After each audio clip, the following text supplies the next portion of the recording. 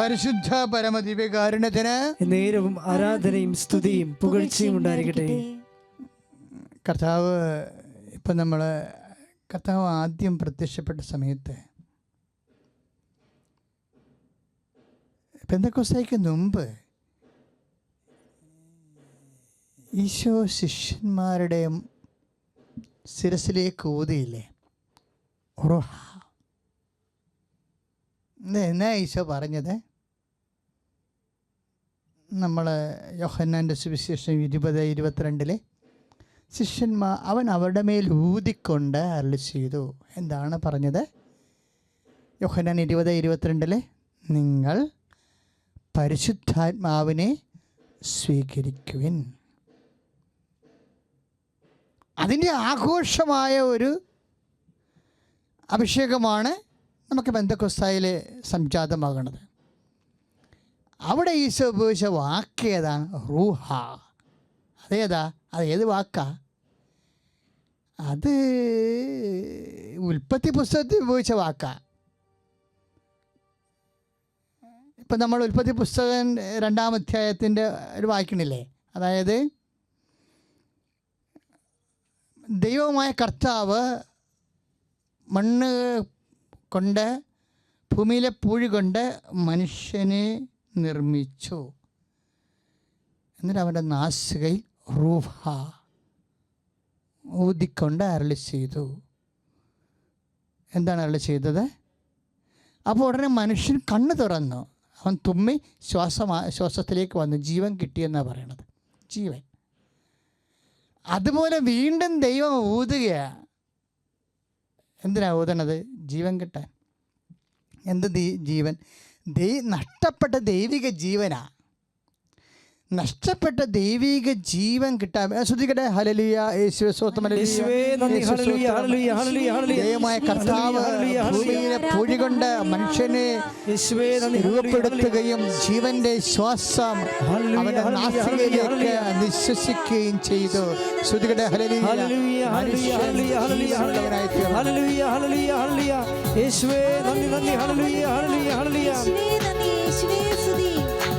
ആത്മാവേ റൂഹായേ ഞങ്ങളിൽ നിറയണമേ. അഭിഷേകത്തിൻ കൃപയായി ഞങ്ങളിൽ നിറയുക. ആത്മാവേ സിഹിയോൻ മാളികയിൽ തീനാവെന്നതുപോ ഞങ്ങളിൽ നിറയണമേ. ആത്മാവേ റൂഹായേ ഞങ്ങളിൽ നിറയണമേ. അഭിഷേകത്തിൻ കൃപയായി ഞങ്ങളിൽ നിറയുക. ആത്മാവേ സിഹിയോൻ മാളികയിൽ തീരാവെന്നതുപോ ഞങ്ങളിൽ നിറയണമേ. ആത്മാവേ റൂഹായേ ഞങ്ങളിൽ നിറയണമേ. അഭിഷേകത്തിൻ കൃപയായി ഞങ്ങളിൽ നിറയുക. ആത്മാവേ. പരിശുദ്ധ പരമദിവ്യകാരുണ്യത്തിന് നേരവും ആരാധനയും സ്തുതിയും പുകഴ്ചയും ഉണ്ടായിരിക്കും. ആ പാപത്തില് ദൈവിക ജീവൻ നഷ്ടപ്പെട്ട മനുഷ്യനെയാണ് കർത്താവിൻ്റെ പാപത്തിന് പരിഹാരം ചെയ്തുകൊണ്ട്, കർത്താവിൻ്റെ തിരുമരണത്താൽ പരിഹാരം ചെയ്ത് അമ്പങ്കപ്പാടും കുരിശുമരണവുമായിട്ട് തൻ്റെ ശരീരത്തിലേക്ക് പാപത്തിന് ശിക്ഷ ഏറ്റുമേടിച്ചുകൊണ്ട് പരിഹാരം ചെയ്തപ്പോൾ ദൈവതിരുസന്നിധിയിൽ ആ ബലി പ്രസാദാത്മകമായി. അങ്ങനെയാണ് ദൈവിക ജീവൻ റീസ്റ്റോർ ചെയ്യണത്. അതാണ് അപ്പോസ്തലന്മാരുടെ മേൽ അവൻ വിശ്വസിച്ചത്. അതാണ് നമ്മൾ 20:22 വായിച്ചത്. അവൻ യോഹന്നാൻ്റെ സുവിശേഷം വിശ്വസിച്ചുകൊണ്ട് പറഞ്ഞു, നിങ്ങൾ പരിശുദ്ധാത്മാവിനെ സ്വീകരിക്കുക. എനിക്കിഷ്ടപ്പെട്ടത് എന്താണെന്നറിയാവോ? അതായത് നിശ്വസിക്കുന്നതും. അപ്പോൾ അവർക്ക് ദൈവിക ശരിക്കും പറഞ്ഞാൽ അപ്പോസ്തലന്മാരുടെ ജ്ഞാനസ്നാനമാണ് അവിടെ സംഭവിക്കുന്നത്. അപ്പോസ്തലന്മാരെ ഈശോ ജ്ഞാനസ്നാനപ്പെടുത്തിയാണ് പരിശുദ്ധാത്മാവിൽ. ജ്ഞാനസ്നാനം എന്താണ്? ഉത്ഭവദോഷമുണ്ടെങ്കിൽ കർമ്മദോഷമുണ്ടെങ്കിൽ അതും ഉത്ഭവദോഷവും മാറ്റി നമ്മളെ ക്രൈസ്തവരും ദൈവത്തിൻ്റെ മക്കളുമാക്കി തീർക്കുന്ന കൂദാശയാണ് ജ്ഞാനസ്ഥാനം അല്ലേ? അപ്പോൾ അവിടെ ഉത്ഭവദോഷം മാറും, ഉപ്പദോഷം മാറും, കർമ്മദോഷവും മാറും. പിന്നെ ആരാകും? നമ്മൾ ദൈവത്തിൻ്റെ മക്കളാകും. ഈ ഉത്ഭവദോഷം മാറി കർമ്മദോഷം മാറി നമ്മൾ പ്രസാദാത്മകമായ അവസ്ഥയിലായാലുണ്ടല്ലോ, അഭിഷേകം ഉണ്ടാകാൻ എളുപ്പം. അതാണ് ശരിക്കും അഭിഷേകം ഉണ്ടാകാൻ എളുപ്പം. അത് എൻ്റെ മക്കളെ, ഇപ്പം ഞാൻ അച്ഛനീ പറഞ്ഞുകൊണ്ട് വരണം, എങ്ങോട്ടാണ് പോകണമെന്ന് മനസ്സിലായി നിങ്ങൾക്ക്? അതായത് പരമാവധി പാപാവസ്ഥകൾ ഉണ്ടാവാതിരുന്നാൽ നമ്മൾക്ക് ഹൃദയവേദന കുറഞ്ഞിരിക്കും. മനസ്സിലായ? അതായത് ഇപ്പം നമുക്ക് കുറേ പ്രശ്നങ്ങളൊക്കെ ജീവിതത്തിൽ വരികയില്ലേ?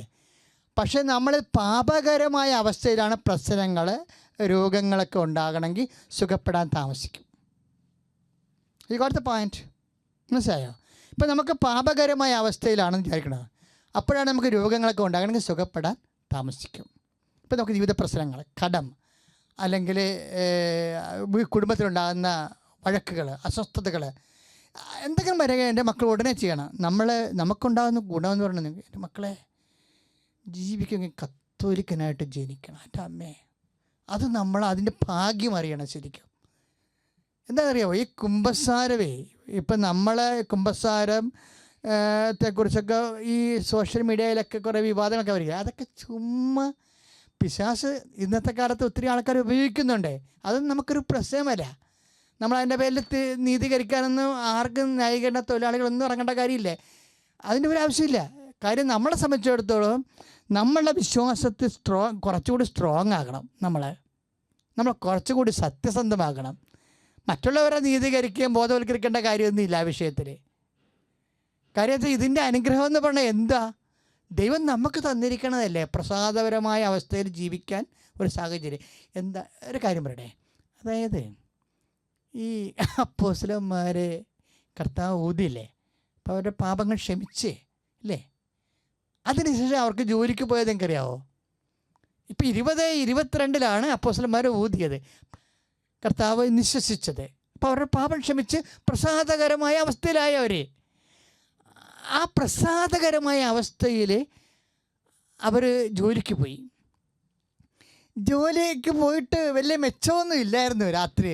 പക്ഷേ കർത്താവ് കടപ്പുറത്ത് വന്നു. അതാണ് പ്രശ്നം, അതാണ് ബന്ധം. കർത്താവിനെ ഊതില്ലേ? അപ്പോൾ ഇപ്പം നമ്മൾ പരിശുദ്ധാത്മാവിനെ സ്വീകരിച്ചതിന് ശേഷം നമ്മൾ ജോലിക്ക് പോകും. ചില സമയത്ത് കിട്ടും, ചിലപ്പോൾ കിട്ടിയില്ല. പക്ഷേ ഗ്യാരണ്ടി ആരാണ്?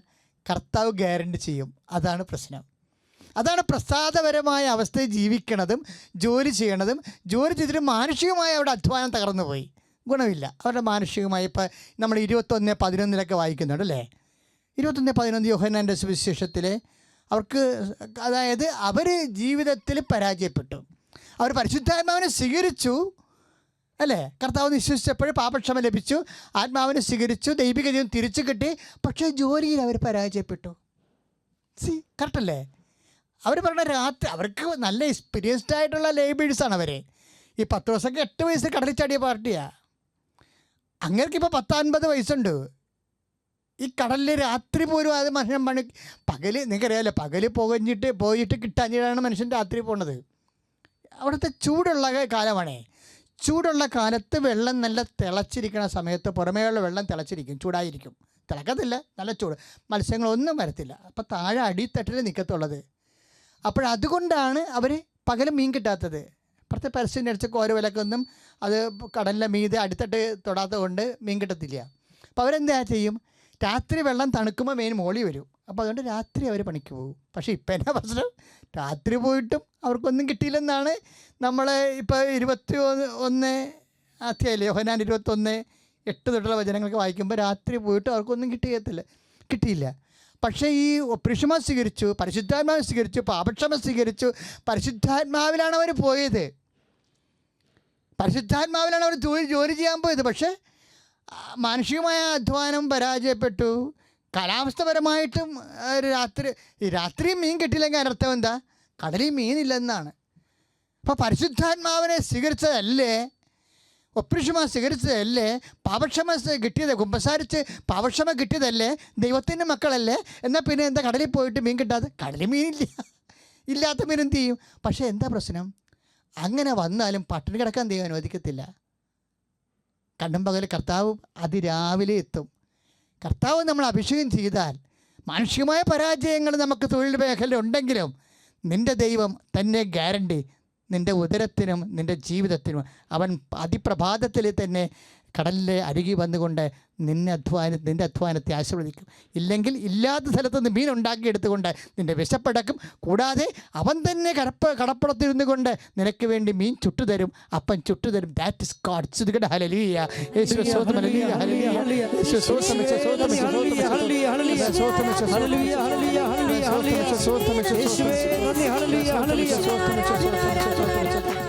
പിതാവിനും പുത്രനും പരിശുദ്ധാത്മാവിനും സ്തുതി. അമ്മ മാതാവിനും തിരുക്കുമാരനും കോടാനുകോടി നന്ദി. അമ്മ പ്രത്യക്ഷപ്പെട്ട ഈ ആൾത്താരയിൽ കയറിയെന്ന് സാക്ഷ്യം പറയാൻ സാധിച്ചതിൽ ഞാൻ നന്ദി പറയുന്നു. എൻ്റെ പേര് ആശ. ഞാൻ കോട്ടയം കുടമാളൂർ സെൻറ്റ് മേരീസ് ഇടവകയിൽ നിന്ന് വരുന്നു. ഇത് എൻ്റെ അമ്മ. എൻ്റെ അമ്മയാണ് ആദ്യം ഉടമ്പടി എടുത്തത്. അമ്മ ഉടമ്പടി എടുത്തതിന് ശേഷമാണ് എനിക്ക് ജോലി കിട്ടുന്നതിന് വേണ്ടിയാണ് അമ്മ ഇവിടെ വന്ന് ഉടമ്പടി എടുത്തത്.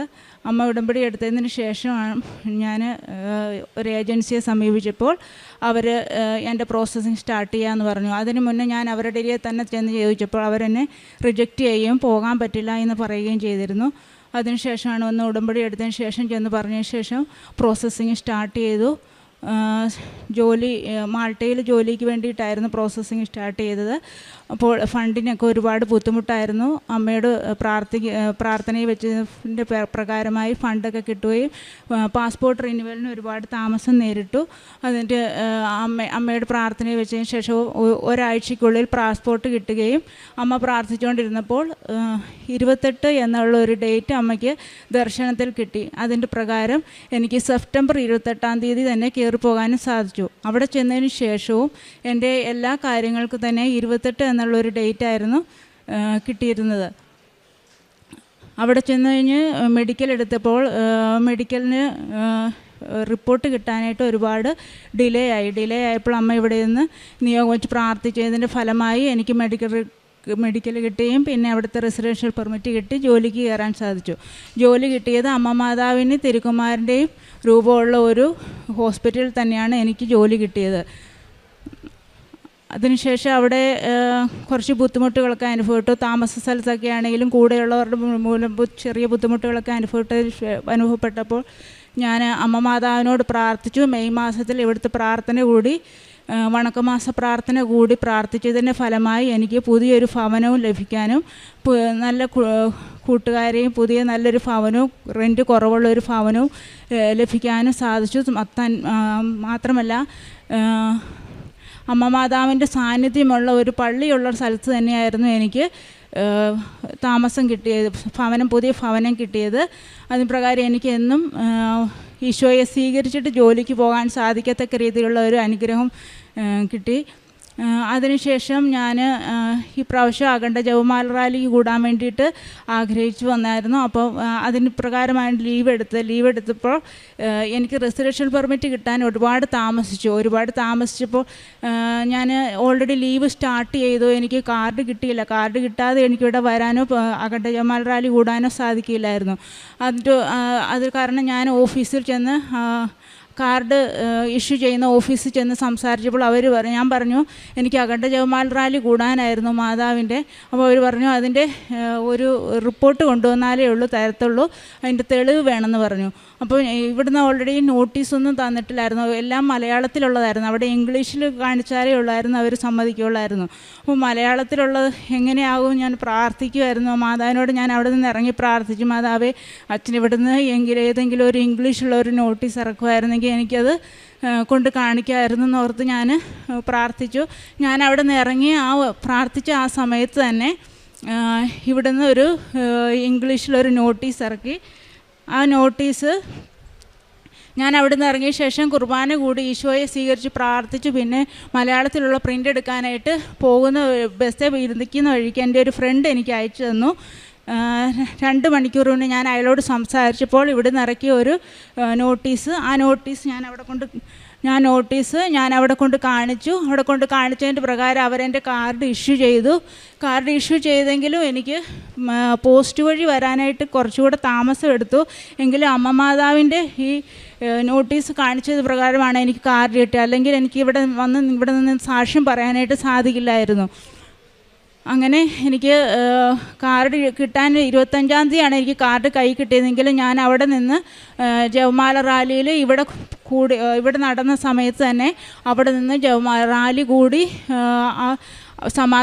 ലോക സമാധാനത്തിന് വേണ്ടി അവിടെ നിന്ന് പ്രാർത്ഥിക്കാൻ സാധിച്ചു. എനിക്ക് ഒറ്റയ്ക്ക് ഉറക്കെ ജപമാല ചൊല്ലി വഴിയിൽ കൂടെ നടന്ന് കുറേ അവിടെ എന്ന് പറഞ്ഞാൽ അടുത്തടുത്ത് പള്ളികളുണ്ട് ഉള്ള പള്ളികളെല്ലാം കയറി മാതാവിനോട് പ്രാർത്ഥിച്ച് എനിക്ക് അഖണ്ഡ ജപമാല റാലി ഇവിടുത്തെ കൂടെ തന്നെ ഒപ്പം നടത്താൻ സാധിച്ചു.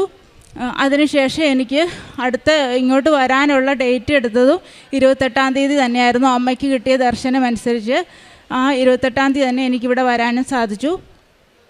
പ്രേക്ഷിത പ്രവർത്തനമായിട്ട് ഞാൻ ഇവിടുന്ന് പോയപ്പോൾ പത്രം മേടിച്ചുകൊണ്ട് പോയത് അവിടെ എല്ലാവർക്കും വിതരണം ചെയ്തായിരുന്നു. അതിനു മുന്നേ ഇവിടെ ജോലിയായിരുന്നപ്പോഴും ഞാൻ പത്രം മേടിച്ച് എല്ലാവർക്കും വിതരണം ചെയ്യുമായിരുന്നു. അവിടെ ചെന്ന് കഴിഞ്ഞപ്പോൾ തന്നെ പത്രം തീർന്നു പോയി കഴിഞ്ഞപ്പോൾ പിന്നെ കൊറിയർ വഴി അയച്ച് പത്രം വിതരണം ചെയ്തു. അതുപോലെ പിന്നീട് എൻ്റെ കയ്യിൽ ഇല്ലാതെ വന്നപ്പോൾ ഞാൻ ഓൺലൈനായിട്ട് കണ്ട് അതിൻ്റെ പ്രിൻ്റ് എടുത്ത് മറ്റു ഭാഷകളിലെല്ലാം എടുത്ത് ഞാൻ കൊടുക്കുമായിരുന്നു. പിന്നെ ഒരു കാര്യം, ഭവനം 5-8 വർഷത്തോളമായിരുന്നു ഭവനം പുതുക്കി പണിയാതെ വളരെ പരിതാപകരമായ ഒരു അവസ്ഥയിലായിരുന്നു. ഭയങ്കര വിഷമത്തിലൊക്കെ ആയിരുന്നു. അപ്പോൾ മാതാവിനോട് പ്രാർത്ഥന ഞാൻ ഉടമ്പടി എടുത്തപ്പോൾ ഞാൻ വെച്ചായിരുന്നു. പക്ഷേ ഞാനത് മറന്നുപോയായിരുന്നു ഉടമ്പടി വെച്ചെങ്കിലും. പക്ഷെ അമ്മ അത് നന്നായിട്ട് ഓർത്തു. അത് ഞാൻ വരണേന് മുന്നേ തന്നെ അമ്മ കയ്യിൽ പൈസയൊന്നും ഇല്ലായിരുന്നെങ്കിൽ പോലും അമ്മ അത് എങ്ങനെയൊക്കെയോ സാധിച്ച് ഭവനം പണി പൂർത്തീകരിച്ച് തന്നു. ഇപ്പോൾ കണ്ട പുതിയൊരു ഭവനം പോലെ നല്ലൊരു ഭവനം തന്ന് ഞങ്ങളെ അനുഗ്രഹിച്ചു. അതുപോലെ അമ്മയ്ക്ക് ഷുഗർ കൂടുതലായിരുന്നു. അമ്മയ്ക്ക് എപ്പോഴും ഷുഗർ കൂടുതലാവുകയോ കാലുമൊക്കെ പൊട്ടുകയൊക്കെ ചെയ്യുന്ന അവസ്ഥയുണ്ടായിരുന്നു. അമ്മയപ്പോൾ സ്വപ്നത്തിൽ അമ്മ മാതാവ് വന്ന് ഷുഗർ ചെക്ക് ചെയ്യുന്നതായിട്ട് സ്വപ്നം കണ്ടു. അതിനുശേഷം അമ്മയുടെ ഷുഗർ നോർമൽ ലെവലായി. ഞാനും ഈശോയെ സ്വപ്നം കണ്ടിട്ടുണ്ട്. ഈശോ എനിക്ക് തിരുവോസി തരുന്നതായിട്ട് ഞാൻ സ്വപ്നത്തിൽ കണ്ടിട്ടുണ്ട്. ഈശോ തിരുവോസി തന്നപ്പോൾ ഹാഫ് ബ്ലഡും ആയിട്ടാണ് എനിക്ക് തിരുവോസി ഈശോ കൊണ്ടുവന്നത്. അങ്ങനെയാണ് ഞാൻ ദർശനത്തിൽ കണ്ടത്. പിന്നെ ഞാൻ 3 മണിക്ക് എഴുന്നേറ്റ് കൊന്ത ചൊല്ലി പ്രാർത്ഥിക്കുമ്പോഴത്തേനും ഒരു ദിവസം എനിക്ക് ഒരു വചനം തന്ന് പരിശുദ്ധാത്മാവിന്റെ ഒരു വചനം അനുഗ്രഹിച്ചു. വിശ്വസിച്ചാൽ നീ ദൈവമഹത്വം ദർശിക്കൂ എന്നായിരുന്നു അന്ന് എനിക്ക് കിട്ടിയ വചനം. അപ്പോൾ അതെനിക്ക് മനസ്സിലായിരുന്നു. പക്ഷേ അത് കുറേ നാൾ കഴിഞ്ഞപ്പോഴാണ് എനിക്ക് മനസ്സിലായത് എനിക്ക് ലീവിന് വരാനുള്ള ഒരുപാട് ബുദ്ധിമുട്ടുകളുണ്ടായിരുന്നു. ആ ബുദ്ധിമുട്ടുകൾ കൂടെ എങ്കിലും എനിക്ക് വരാനും സാക്ഷ്യം പറയാനും ഉടമ്പടി പുതുക്കാനും ഒക്കെ സാധിച്ചു. എല്ലാവരും ലീവിന് പോകുമ്പോൾ ക്രിസ്മസ് വെക്കേഷനൊക്കെ എൻജോയ് ചെയ്യാനായിട്ടാണ് ലീവ് എടുക്കുന്നത്. പക്ഷേ ഞാൻ എടുത്തപ്പോൾ എനിക്ക് അതിനൊന്നും അല്ലായിരുന്നു. എനിക്ക് ഇവിടെ വന്ന് ഉടമ്പടി പുതുക്കാനും സാക്ഷ്യം പറയാനും വേണ്ടിയിട്ടായിരുന്നു ഞാൻ ലീവ് എടുത്തത്. അതുപ്രകാരം അമ്മ മാതാവ് എന്നെ അനുഗ്രഹിച്ചു. അത് മാത്രമല്ല ഒരുപാട് ചെറുതും വലുതുമായ ഒരുപാട് അനുഗ്രഹങ്ങൾ അമ്മ മാതാവ് തന്നിട്ടുണ്ട് ഞങ്ങളുടെ കുടുംബത്തിന്. ഞങ്ങൾക്കെല്ലാവർക്കും പല ചെറിയ രോഗങ്ങൾ സൗഖ്യമൊക്കെ ആയിട്ട് ഒരുപാട് അനുഗ്രഹം തന്നിട്ടുണ്ട്.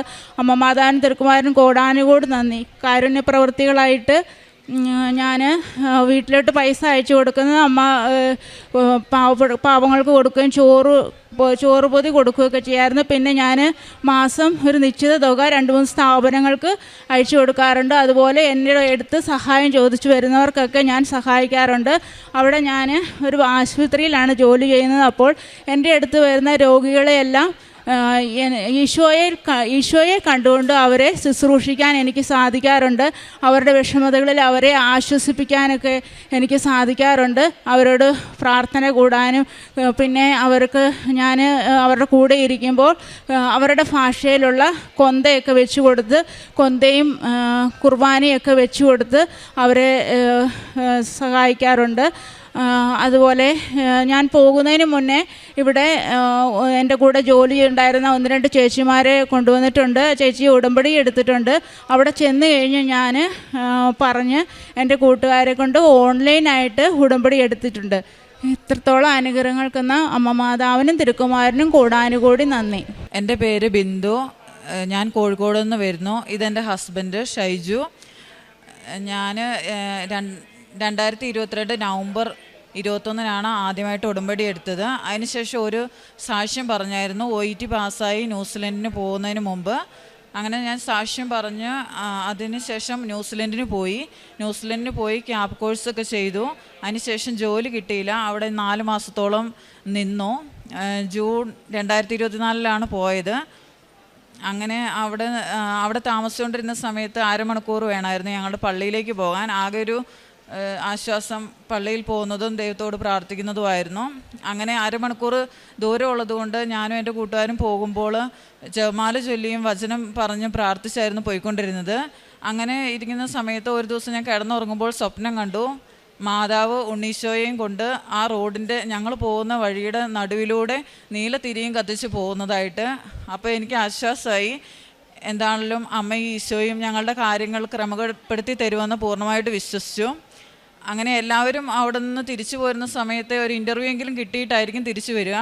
എന്നെ സംബന്ധിച്ച് എനിക്കൊരു ഇൻ്റർവ്യൂ പോലും കിട്ടിയിട്ടില്ല. എന്നാലും ഞാൻ ഇവിടുത്തെ ജപമാല റാലി 2024 ജപമാല റാലി കൂടണമെന്നുള്ള അതിയായ ആഗ്രഹത്തോടുകൂടെ ഞാൻ തിരിച്ചു പോരാൻ തീരുമാനിച്ചു. അങ്ങനെ ഫ്ലൈറ്റിൽ കയറിയിരിക്കുമ്പോൾ ഞാൻ ബിഗ് സീറോയാണ്. എൻ്റെ കയ്യിൽ ഒന്നുമില്ല, ഒരു ജോലിയില്ല, ഇൻ്റർവ്യൂ ഇല്ല, ഒന്നുമില്ല. അങ്ങനെ ഞാനിങ്ങനെ ഫ്ലൈറ്റിലിരിക്കുന്ന സമയത്ത് ഞാൻ പുറത്തേക്ക് നോക്കിയപ്പോൾ അവിടെ ഒരു മഴവില്ല്, നല്ല സുന്ദരമായൊരു മഴവില്ല് കണ്ടു. അപ്പോൾ എനിക്ക് ആശ്വാസമായി, ഈശോയും അമ്മയും എൻ്റെ കൂടെ തന്നെ ഉണ്ട് എന്നുള്ളത്. അങ്ങനെ ഞാൻ ഇവിടെ വന്നു.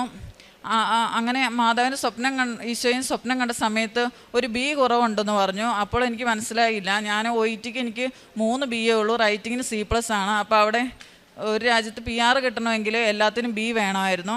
അങ്ങനെ ഞാൻ തിരിച്ച് നാട്ടിൽ വന്നു, ജപമാല റാലി കൂടി. അങ്ങനെ PT എക്സാം എഴുതാമെന്ന് വിചാരിച്ചു. അങ്ങനെ PT എക്സാം എഴുതി. അത് എഴുതുന്നതിന് മുമ്പ് ഞാൻ ജോസഫ് അച്ഛനെ കണ്ട് അനുഗ്രഹം മേടിച്ചായിരുന്നു. അങ്ങനെ ഞാനത് പാസ്സായി. അങ്ങനെ ജപമാല റാലി കഴിഞ്ഞ് തിരിച്ച് വീട്ടിൽ ചെന്നു. അത് കഴിഞ്ഞപ്പോൾ എനിക്കൊരു ഇൻ്റർവ്യൂ വന്നു. ഇൻ്റർവ്യൂ അറ്റൻഡ് ചെയ്തെങ്കിലും അതിനെനിക്ക് റിപ്ലൈ ഒന്നും കിട്ടിയില്ല. അങ്ങനെ ഞാൻ വിഷമിച്ചിരിക്കുന്ന സമയത്ത് എൻ്റെ ഒരു കൂട്ടുകാരി എനിക്ക് മെസ്സേജ് അയച്ചു, നിനക്ക് ജോലി എന്തെങ്കിലും ആയോ എന്ന് ചോദിച്ചു. അപ്പോൾ ഞാൻ പറഞ്ഞു എനിക്ക് ജോലിയൊന്നും ആയില്ല എന്ന്. ഉടനെ അവൾ ഒരു ചേട്ടൻ്റെ നമ്പർ തന്നു. ആ ചേട്ടൻ ഓസ്ട്രേലിയ വർക്ക് ചെയ്യുന്നതാണ്. അങ്ങനെ ആ ചേട്ടനോട് മെസ്സേജ് അയച്ച് ചോദിച്ചപ്പോൾ അവിടെ വേക്കൻസി ഉണ്ട്, പറയുന്ന രീതിയിൽ അപ്ലൈ ചെയ്യാൻ പറഞ്ഞു. അങ്ങനെ ഞാൻ അപ്ലൈ ചെയ്തു. അങ്ങനെ എനിക്ക് ഇൻ്റർവ്യൂ അറ്റൻഡ് ചെയ്തു. അങ്ങനെ ഇൻ്റർവ്യൂ കിട്ടി. അതിൻ്റെ ഓഫർ ലെറ്റർ കിട്ടാൻ വേണ്ടിയിട്ട് ഒത്തിരി ഡിലേ ആയി. അപ്പോൾ അത് ജോലി കിട്ടുമോ ഇല്ലയോ എന്ന് വരെ ഉറപ്പില്ലാത്ത സാഹചര്യമായിരുന്നു. എന്നാലും ഞാൻ ഈശോയെയും മാതാവിനെയും മുറുക്കെ പിടിച്ച് പ്രാർത്ഥിച്ചുകൊണ്ടിരുന്നു. അങ്ങനെ മാർച്ചിൽ എനിക്ക് ഓഫർ ലെറ്റർ കിട്ടി. അങ്ങനെ വിസയ്ക്ക് അപ്ലൈ ചെയ്യും. ഇത് മെയ് 1. അങ്ങനെ 4 മാസമായിട്ടും വിസയെക്കുറിച്ച് ഒരു അനക്കവും ഇല്ല. ഞാൻ വീണ്ടും ഇവിടെ വന്ന് ജോസഫ് അച്ഛനെ കണ്ടു. അപ്പോൾ ജോസഫ് അച്ഛൻ പ്രാർത്ഥിച്ച് കവിളിൽ തട്ടിയിട്ട് പറഞ്ഞു, മോക്ക് എവിടെ പോകാനാണെന്ന് ചോദിച്ചു. അപ്പം ഞാൻ പറഞ്ഞു ഓസ്ട്രേലിയ ആണ്. അച്ഛൻ വളരെ സന്തോഷത്തോടെയാണ് പറഞ്ഞത്. അപ്പോൾ ഞാനിങ്ങനെ വിഷമിച്ച് നിൽക്കുന്നതുകൊണ്ട് എനിക്ക് ഇത് എന്നോട് ഈശോ പറയുന്നത് പോലെയാണ് എനിക്ക് തോന്നിയത്. അങ്ങനെ വിസ അതിന് ശേഷം ഞാൻ ഒക്ടോബർ 17 വിസയും ലഭിച്ചു, PR വിസ. അങ്ങനെ ഒക്ടോബർ അത് കഴിഞ്ഞ ജപമാല റാലിയിൽ 2025 ജപമാല റാലിയിൽ പങ്കെടുക്കാൻ എനിക്കും എൻ്റെ കൊച്ചിന് സാധിച്ചു. അങ്ങനെ വിസയും ലഭിച്ച് ഞങ്ങൾ ഈ ഡിസംബർ 2 ഫാമിലി വിസയായിട്ട് പോവുകയാണ്. ഞാനും എൻ്റെ ഹസ്ബൻഡും കൊച്ചും കൂടെ. ഞങ്ങൾ കല്യാണം കഴിഞ്ഞിട്ട് 12 വർഷമായി. ഞങ്ങൾ 2 പേരും നേഴ്സാണ്. എന്നിരുന്നാൽ കൂടെയും ഹസ്ബൻഡ് സൗത്ത് ആഫ്രിക്കയിലും ഞാൻ സൗദിയിലും കൊച്ചു നാട്ടിലും അങ്ങനെയൊക്കെ ആയിരുന്നു. അപ്പോൾ ഞാൻ ആദ്യമായിട്ട് ഉടമ്പടി എടുത്ത സമയത്ത് തന്നെ, എടുക്കുന്നതിന് മുമ്പ് തന്നെ ജോസഫ് അച്ഛൻ്റെ ധ്യാനത്തിലൊക്കെ കേട്ടിട്ടുണ്ട്, നിങ്ങൾ ഒരിക്കലും നടക്കാത്ത കാര്യങ്ങളെക്കുറിച്ചാണ് ഉടമ്പടിയിൽ വെക്കേണ്ടതെന്ന്. അപ്പോൾ അങ്ങനെ ഞാൻ ഉടമ്പടിയിൽ വെച്ചതാണ് ഞങ്ങൾക്ക് ഫാമിലിയായിട്ട് ഒരുമിച്ച് ജീവിക്കണമെന്ന്. അങ്ങനെ അത് ഈശോയും അമ്മയും കൂടെ സാധിച്ചു തന്നു. അങ്ങനെ ഡിസംബർ 2 ഞങ്ങൾ ഒരുമിച്ച് പോവുകയാണ്, ഹസ്ബൻഡും കൊച്ചും ഞാനും കൂടെ. പിന്നെ എനിക്ക് പറയാനുള്ള സാക്ഷി, എൻ്റെ ഹസ്ബൻഡിന് ഫിസ്റ്റുല എന്ന് പറഞ്ഞ അസുഖം ഉണ്ടായിരുന്നു. അങ്ങനെ പുള്ളി സൗത്ത് ആഫ്രിക്കയിലായിരുന്ന സമയത്താണ് ഞാൻ ന്യൂസിലൻഡിലായിരിക്കുന്ന സമയത്തും. അങ്ങനെ അവിടെയാണെങ്കിൽ സൗത്ത് ആഫ്രിക്കയിൽ ഡോക്ടറെ കാണാനും അപ്പോയിൻമെൻറ്റ് കിട്ടാനൊക്കെ ഭയങ്കര ബുദ്ധിമുട്ടായിരുന്നു. ആ സമയത്തൊക്കെ ഞാൻ ഉടമ്പടി തൈലും ഉടമ്പടി ഉപ്പും കാശുരൂപവും വെച്ച് പ്രാർത്ഥിക്കുമായിരുന്നു. അങ്ങനെ അപ്പോയിൻമെൻറ്റൊക്കെ കിട്ടി, സർജറിയൊക്കെ ചെയ്തിട്ടും അത് സക്സസ് ആകാതെ ഒത്തിരി വിഷമങ്ങളൊക്കെ അനുഭവിച്ചു. ആ സമയത്ത് ഞാൻ അവിടെ ന്യൂസിലൻഡിൽ പള്ളിയിൽ ദിവ്യഗാനത്തിന് മുമ്പിൽ പോയിരുന്ന് ഈശോയോടും അമ്മയോടും പ്രാർത്ഥിച്ചു. പിന്നെ ഉടമ്പടി തൈലം പുരട്ടിയും പ്രാർത്ഥിച്ചു. അങ്ങനെ അതിൽ നിന്ന് സൗഖ്യം ലഭിച്ചു. അങ്ങനെ ഞങ്ങൾക്ക് ചെയ്തു തന്ന എല്ലാ അനുഗ്രഹങ്ങൾക്കും കൃപകൾക്കും ഈശോയ്ക്കും അമ്മയ്ക്കും ഒരുപാട് നന്ദി, കോടാനുകോടി നന്ദി പറയുന്നു. പിന്നെ കാരുണ്യപ്രവർത്തികൾ എന്ന് പറഞ്ഞു കഴിഞ്ഞാൽ, ഞാൻ ഇവിടെ ന്യൂസിലൻഡിന് വന്ന സമയത്ത് ഞാൻ പിന്നെ ഇവിടെ കോഴിക്കോട് ഡ്യൂട്ടിക്ക് കയറിയായിരുന്നു. ആ സമയത്ത് ഡ്യൂട്ടി ഇല്ലാത്ത സമയങ്ങളിൽ എനിക്ക് പറ്റുമ്പോഴൊക്കെ ഞാൻ പള്ളിയിൽ കുർബാനയ്ക്ക് പോകാറുണ്ട്. പിന്നെ ഗവൺമെൻറ് ഹോസ്പിറ്റലിൽ പൊതിച്ചോറ് കൊടുത്തിട്ടുണ്ട്, സാമ്പത്തികമായിട്ടും പറ്റുന്ന പോലെ സഹായിച്ചിട്ടുണ്ട്. ഒരിക്കൽ കൂടി ഈശോയ്ക്കും അമ്മയ്ക്കും കോടാനുകോടി നന്ദി പറയുന്നു.